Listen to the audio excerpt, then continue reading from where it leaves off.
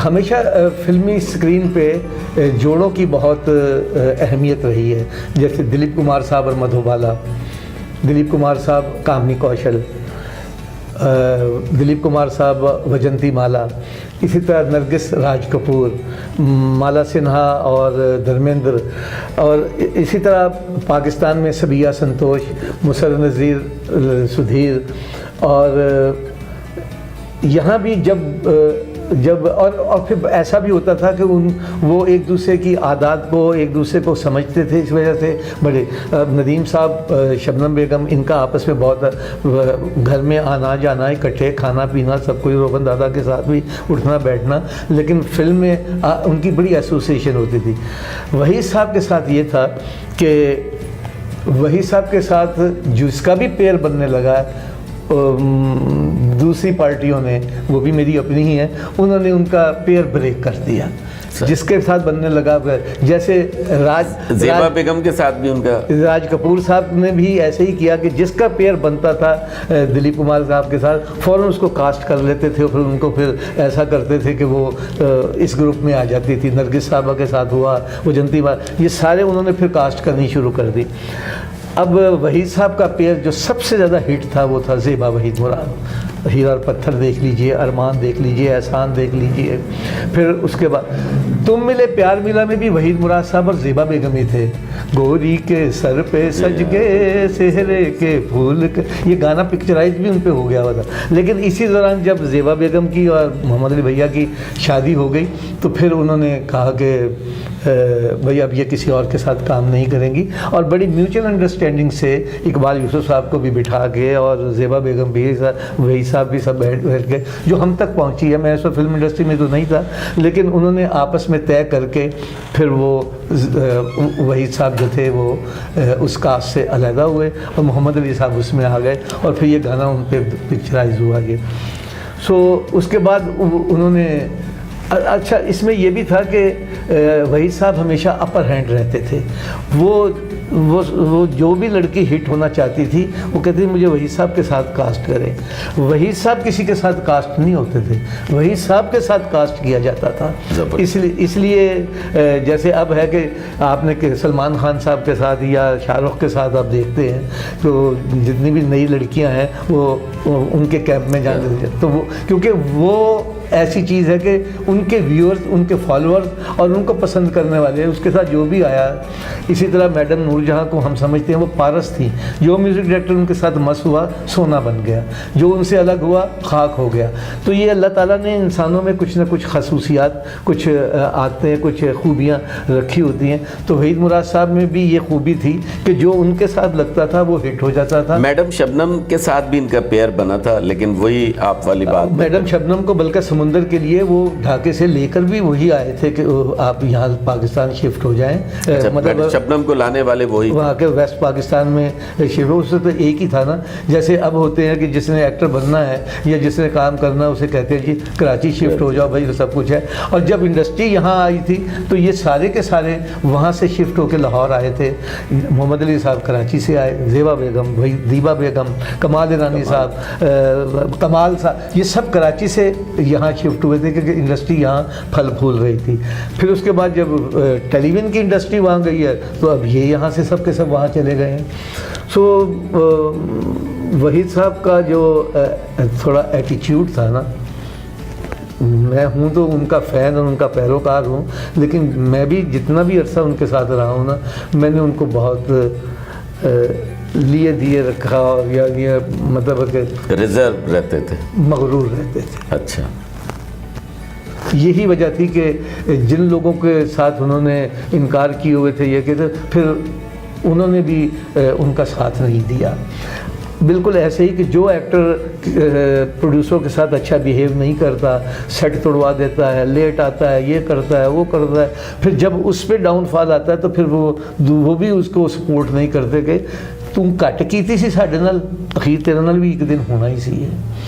तो और तीसरी और सबसे अहम बात यह है कि उम्र जो है ये अल्लाह ताला की दी हुई चीज़ है।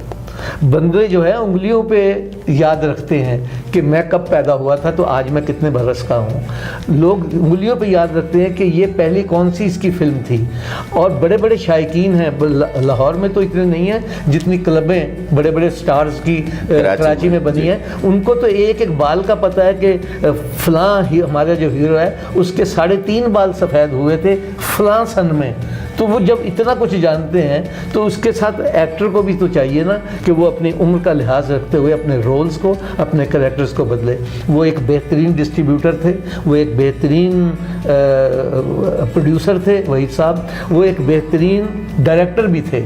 इशारा फिल्म उन्होंने डायरेक्ट की और साबित किया। सारे गाने मोस्टली उनके अपने ही पिक्चराइज किए हुए होते थे, जिसमें उन्हें चाहिए था कि वो जब 50 क्रॉस कर गए हैं और यंग टू ओल्ड तो वो या उसके बाद कहते कि ना इट्स ओवर, अब मैं प्रोडक्शन और डिस्ट्रीब्यूशन में जाऊंगा। सबसे पहले वो इतने समझदार थे कि उन्होंने देखा कि पंजाबी का दौर आ रहा है तो उन्होंने सबसे पहली पंजाबी फिल्म जो थी उन्होंने की।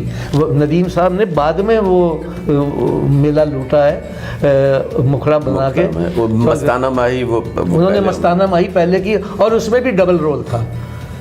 इसी तरह जब वो आखिरी फिल्म जो थी उनकी, जो उनके लिए ज़्यादा अजियत का सबब बनी, लोग उनको सिंगल नहीं देखना चाह रहे थे, उसमें भी वो डबल में थे, हीरो में। इकबाल यूसुफ साहब डायरेक्टर थे। एक बात मैं आपका बताऊं, जब ये नए नए आए, ये पहले डेट्स वगैरह लेने के लिए आया करते थे लाहौर। हम सुनते हैं 63-4 में दर्पण साहब उस वक्त टॉप पे थे, तो ये उनकी फिल्म में काम कर रहे थे। साथी में भी काम किया, इंसान बदलता है में किया, फिर जब से देखा है तुम्हें उसमें भी ज़ेबा बेगम थी, उसमें भी काम किया दर्पण साहब ने। तो ये डेट्स वगैरह लेने के लिए आते थे। तो ये साबिर होटल से खाना वाना भी बड़ा अच्छा सा, कभी इधर खाया वाला, कभी इधर। संतोष साहब की फिल्में सारी संतोष प्रोडक्शन की कराची इनके ऑफिस से रिलीज़ होती थी, उनके यहाँ ठहरते थे। वही साहब को उस वक्त भी अंदाज़ा था कि वो एक अच्छे बिजनेसमैन हैं, तो उन्हें चाहिए था कि वो बिज़नेस की तरफ तवज्जो प्रोडक्शन। तो हाँ, वो मैं ये बताना चाह रहा था कि यहाँ हमारे एवन स्टूडियो के जहाँ कारें खड़ी करते हैं, यहाँ खान मीर का एक खोखा होता था पान सिगरेट का, इकलौता खोखा। तो वो उन्होंने हमें एक दफ़ा बताया कि ये जो आपका नया हीरो आया है ना वहीद मुराद, ये एक दफ़ा मेरे पास आए। मैं तो जानता नहीं था कि ये हीरो है, ये मैं फिल्म में तो देखता नहीं हूँ। तो इसने बोला कि जी मुझे पान लगा के दो। तो मैंने वो पान को काट के आधे आधे किए होते हैं ना, तो मैं उसकी डंडी काट के उसे काटने का, उसने कहा नहीं रुक जाओ, काटो नहीं, ये पूरा पत्ता रखो, इसके ऊपर पूरा चूना पूरा कत्था लगाओ, इसको थोड़ी देर रख दो। मैंने उसकी तरफ देखा, मैंने रख दिया। तो फिर मुझसे पूछने लगे आपके पास तंबाकू कौन कौन सा है, और ये सारे हैं, ये गुरु भी है, राजा जानी भी है, और ये वो जो भी उस वक्त राइज थे, वर्की दाना वगैरह, ये उन्होंने कहा ये भी डालो, ये भी डालो, ये उन्होंने मुंह में रखा। थोड़ी देर कहते 5 पान और बना दीजिए। तो मैं उसकी तरफ देखने लगा कि यार इतना जहर डलवा के ये नौजवान लड़का कैसे गा। तो उस वक्त से हमने एक कहावत बना ली हुई है कि जैसे महाराजा पटियाला का पैग मशहूर है, यहाँ फिल्म इंडस्ट्री में मज़हर शाह साहब का पैग मशहूर था कि जो उनके साथ एक उनका पैग भी था, फिर वो अपने पाँव पे नहीं खड़ा हो सकता था। बड़ा हम इसी तरह वहीद मुराद साहब का पान कोई नहीं शख्स दिखा सकता था। जब मैं असिस्टेंट हुआ हूँ तो हमने पहले मैडम शमीम आरा और उनका एक गाना पिक्चराइज करता था हेड बल्लोगी पे।